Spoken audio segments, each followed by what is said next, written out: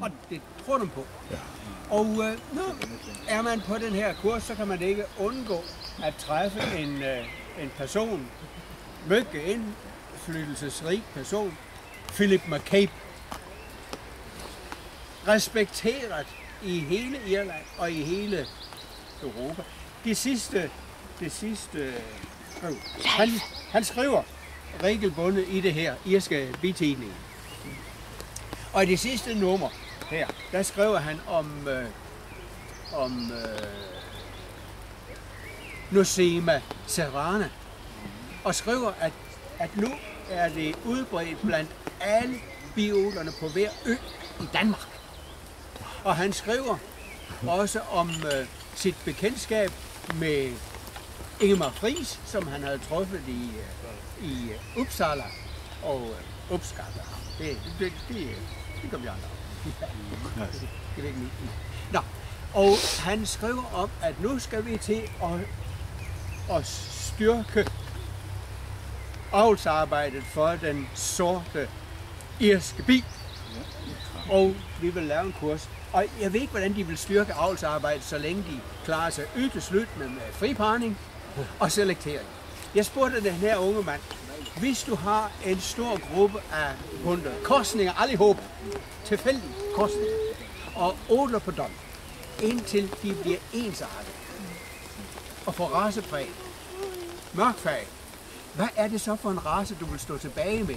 Fordi han påstod, at hvis man selekterer på mørk farve, så vil man kunne återvende til mellifera, fordi de irske bierne, de er selvfølgelig ligesom alle andre bierne, blandet op gennem 1900-tallet med alle.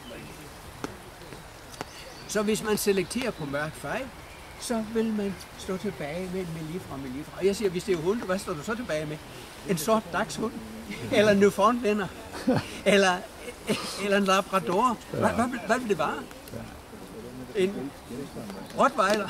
Altså, selekterer man på mørk farve, så kommer man aldrig tilbage til den samme race, som er lagt ind et eller andet sted. Men det beretter dem om for hverandre, og det tror dem på. Ja. Har du hørt, Ulf Gröner var på Leisad, og han korsat för som de blev helt gula. No. Och det var riktiga nordiska med leifar, och det blev gula. Ja. Så jag kunde sålt dem till gula.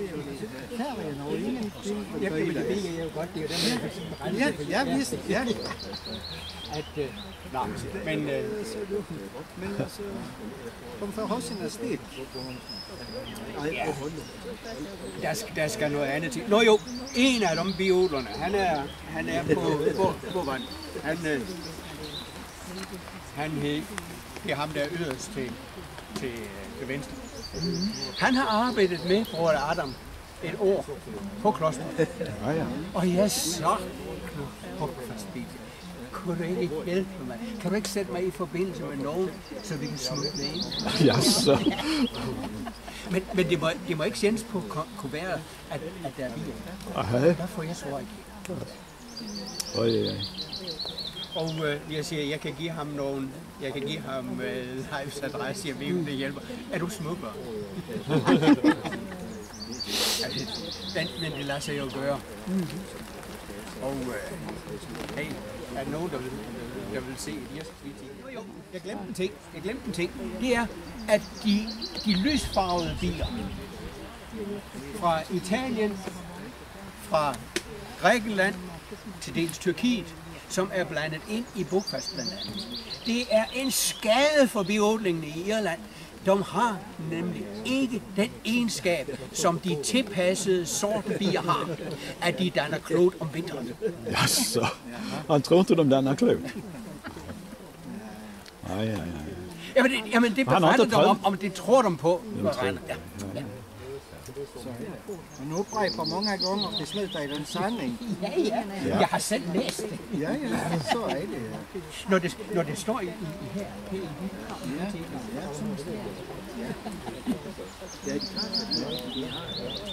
Og det var Philip McCabe, som skrev, at de sydeuropæiske bierne ikke kunne bilde klot.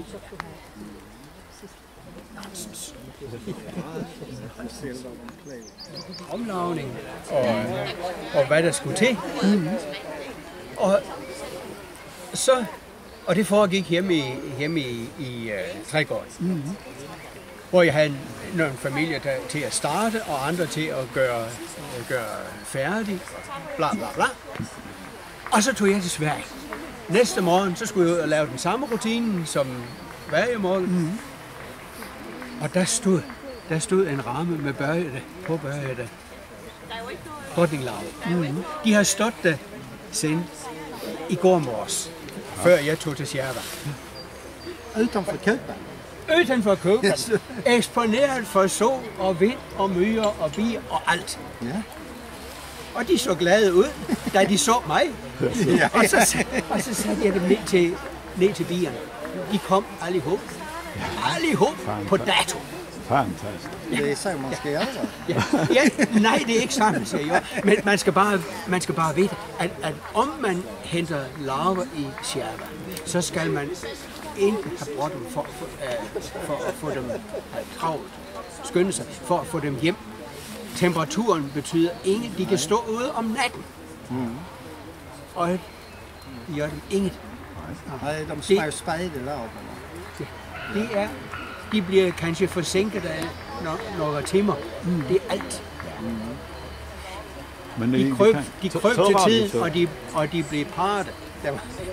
De fejler ikke. Tørrer de, så går det galt. Ja. I år bliver det ingenting.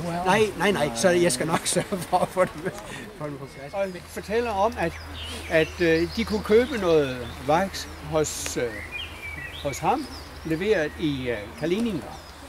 Nej, det går ikke ind.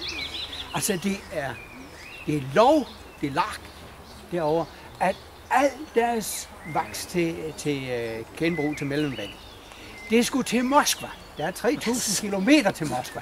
Det skulle derover, og så skulle det imprægneres med giftstoffer, før de kunne få det tilbage, så at de forgifter deres voks. Medvedet. Og det kræver loven af hensyn til at slippe fri for kvælstofproblemer. Så de skulle ikke have noget af at købe ren dansk vaks. Det lösa det på. Jag läste en bitidning om på Malta, där nere. Där får de här apistanremsorna utav staten. Ja. Så de hänger in dem. Ja. Vart halvår byter de dem. Hela sommaren, det är inne hela tiden. Ja. Det er ligesom i Irland. Der er der også lov, at man skal bruge apistanremser. Ja. Og de rationaliserer arbejdet. De går ud en gang om året og tager de gamle op. Ja, det är samma. Det är inte bra. Nej, men det problem, de har haft, det får de altså igen, og det forsvinder ikke. Det gør det altså ikke. Det kan vi lige så godt indrømme. Jamen det gør de.